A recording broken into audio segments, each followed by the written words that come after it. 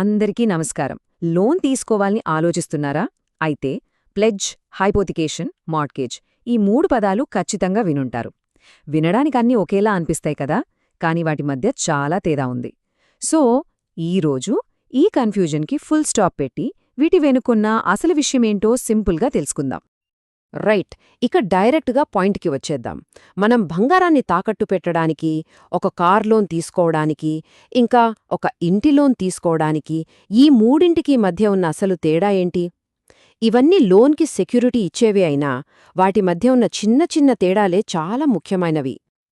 ఈ 3 పద్ధతుల్లోనూ బ్యాంకుకు ఒక హామీ అయితే దొరుకుతుంది, కానీ అస్సలు మ్యాటరంతా రెండు విషయాల్లో ఉందన్నమాట. మొదటిది, ఆస్తి ఎవరి దగ్గర ఉంటుంది. రెండోది, అది ఎలాంటి ఆస్తి, కదిలేదా కదలనిదా.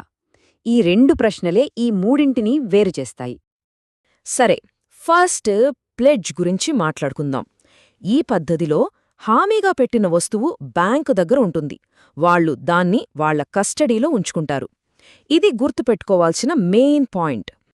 అంటే చట్టప్రకారం చెప్పాలంటే ప్లెడ్జ్ అంటే మనం అప్పు తీర్చేంతవరకు మన వస్తువుని బ్యాంకుకు అప్పగించడం. లోన్ మొత్తం క్లియర్ అయ్యేంతవరకు ఆ వస్తువు బ్యాంకు దగ్గరే ఉంటుందన్నమాట. ఇందులో ఇద్దరుంటారు, ప్లెడ్జర్ అంటే లోన్ తీసుకునేవాళ్లు, ఇంకా ప్లెడ్జీ అంటే బ్యాంక్. ఇది బంగారం, షేర్లు లాంటి కదిలే ఆస్తులకు మాత్రమే వర్తిస్తుంది. ఫర్ ఎగ్జాంపుల్, మనం బంగారు నగల మీద లోన్ తీసుకుంటాం గదా, అప్పుడు ఆ నగలు బ్యాంక్ లాకర్లో ఉంటాయి. ఇదే ప్లెడ్జ్కి ఒక పర్ఫెక్ట్ ఎగ్జాంపుల్. సో ఇక్కడ అసలు పాయింట్ ఏంటంటే, వస్తువు బ్యాంక్ దగ్గర ఉన్నా దాని ఓనర్షిప్ మాత్రం లోన్ తీసుకున్న వాళ్ల దగ్గరే ఉంటుంది. లోన్ మొత్తం తిరిగి కట్టేగానే ఆ వస్తువును మనకు తిరిగి ఇచ్చేస్తారు. ఇప్పుడు హైపోథికేషన్ గురించి చూద్దాం. ఇది ప్లెడ్జ్కి కొంచెం డిఫరెంట్ అన్నమాట. ఈ కేసులో ఆస్తి మన దగ్గరే ఉంటుంది, మనం దాన్ని వాడుకోవచ్చు కూడా. సింపుల్గా చెప్పాలంటే, ఒక ఆస్తి మీద బ్యాంకుకు లీగల్గా ఒక హక్కు ఉంటుంది, కానీ ఆ వస్తువు ఫిజికల్గా మన దగ్గరే ఉంటుందన్నమాట. బ్యాంకు దాన్ని తీసుకెళ్లి వాళ్ల దగ్గర పెట్టుకోదు. ఇక్కడ లోన్ తీసుకునేవాళ్లని హైపోథికేటర్ అంటారు, బ్యాంకును హైపోథికీటీ అంటారు. ఇది ఎక్కువగా వెహికల్ లోన్స్కి అప్లై అవుతుంది. ఉదాహరణకి, కార్ లోన్ తీసుకున్నప్పుడు కారు మనమే నడుపుతాం కదా, కానీ లోన్ క్లియర్ అయ్యేంతవరకు దానిమీద బ్యాంక్కి ఒక లీగల్ రైట్ ఉంటుంది. చూసారా, ప్లెడ్జ్కి ఇక్కడే తేడా. ఇక్కడ పొజెషన్, ఓనర్షిప్ రెండూ మన దగ్గరే ఉంటాయి, కానీ బ్యాంక్కి ఆ ఆస్తి మీద ఒక లీగల్ క్లెయిమ్ ఉంటుందన్నమాట.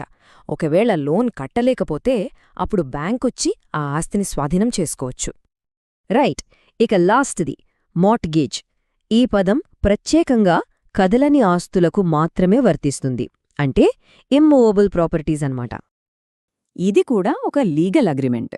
దీని ప్రకారం మన ఇల్లు లేదా భూమిని గ్యారంటీగా పెట్టి లోన్ తీసుకుంటాం.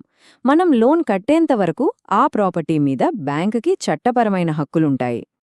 ఇందులో లోన్ తీసుకునేవాళ్ళని మార్ట్గేజర్ అంటారు, బ్యాంక్ని మార్ట్గేజీ అంటారు. ఇది కేవలం ఇల్లు, భూమి లాంటి కదలని ఆస్తులకు మాత్రమే వర్తిస్తుంది. ఉదాహరణకు, సునీత అనే ఆవిడ తన ఫ్లాట్ మీద హోమ్ లోన్ తీసుకుని అదే ఫ్లాట్లో ఉంటున్నారనుకోండి, అది మార్ట్గేజ్ కిందకే వస్తుంది. ఇది చూడటానికి హైపోథికేషన్ లాగే అనిపిస్తుంది కదా. పొజెషన్, ఓనర్షిప్ రెండూ మన దగ్గరే ఉంటాయి, కాని తేడా ఏంటి?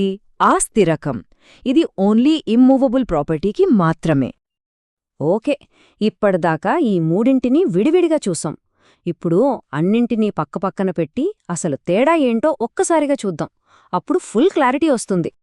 సో ఫైనల్గా ఈ మూడింటి మధ్యలో ఉన్న అసలు ప్రాథమికమైన తేడా ఏంటి ఇప్పుడు చూద్దాం. ఈ టేబుల్ చూస్తే మొత్తం క్లారిటీ వచ్చేస్తుంది. చూడండి, ప్లెడ్జ్, హైపోథికేషన్ రెండూ కదిలే ఆస్తులకు సంబంధించినవే, కాని ప్లెడ్జ్లో మాత్రం ఆస్తి బ్యాంకు దగ్గర ఉంటుంది. అదే మార్ట్గేజ్ విషయానికొస్తే అది కేవలం ఇల్లు, భూమిలాంటి కదలని ఆస్తులకు మాత్రమే. మరా ఆస్తి ఎక్కడుంటుంది? మన దగ్గరే. సరే, ఒక ప్రాక్టికల్ క్వశ్చన్. ఈ మూడింటిలో బ్యాంకుకి దేనిమీద ఎక్కువ కంట్రోల్ ఉంటుంది? ఏ సెక్యూరిటీ అయితే బ్యాంకుకి సేఫ్? Answer pledge. ఎందుకంటే ఆస్తి డైరెక్ట్గా బ్యాంక్ కంట్రోల్లోనే ఉంటుంది కదా. ఒకవేళ లోన్ కట్టలేకపోతే దాన్ని స్వాధీనం చేసుకోవడం బ్యాంకుకి చాలా ఈజీ. అందుకే బ్యాంకుకి దీనిపై ఫుల్ కంట్రోల్ ఉంటుంది. ఈ టాపిక్ని ఒక ఆలోచింపజేసే ప్రశ్నతో ముగిద్దాం. ఇప్పుడు అన్నీ డిజిటల్ అవుతున్నాయి. డిజిటల్ ఆస్తులు, క్రిప్టోకరెన్సీలు ఇలాంటివి పెరుగుతున్నాయి. మరి ఇలాంటి టైంలో ఈ పొజెషన్ అంటే ఆధీనం అనే మాటకు అర్థమేంటి? భవిష్యత్లో బ్యాంకులు సెక్యూరిటీని ఎలా చూస్తాయి? ఇదొక ఇంట్రెస్టింగ్ క్వెశ్చన్ కదా, ఆలోచించండి.